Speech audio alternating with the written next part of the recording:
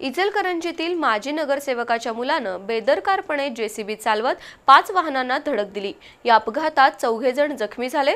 अपघातानंतर जेसीबी चालक भरधाव वेगानं जयसिंगपूरच्या दिशेनं पळून जात असताना यड्राव फाट्यावर वाहतूक पोलिसांनी त्याला अडवण्याचा प्रयत्न केला, मात्र त्यानं त्यांच्याच अंगावर जेसीबी घालण्याचा प्रयत्न केला। अखेर खोतवाडीमध्ये संतप्त नागरिकांनी जेसीबी चालकाला पकडून चांगलाच चोप दिला। स्वप्नील पाथरवट असं त्याचं नाव आहे। इचलकरंजीतील आसरानगर परिसरातील माजी नगरसेवक मारुती पाथरवट यांचा मुलगा स्वप्नील हा जेसीबी घेऊन यड्राव फाट्याकडे चालला होता।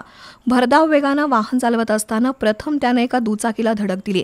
त्यानंतर एक मालवाहू रिक्षा, स्पोर्ट्स बाईक, मोपेड आणि 2 चारचाकी वाहनांना स्वप्नीलनं जेसीबीद्वारे जोरदार धडक दिली।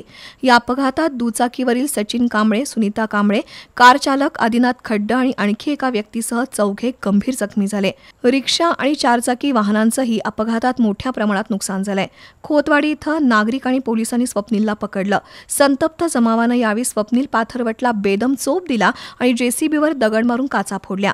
पोलीस आणि स्थानिकांनी नागरिकांची समजूत काढली। त्यानंतर जखमींना उपचारासाठी आयजीएम रुग्णालयात दाखल करण्यात आलं।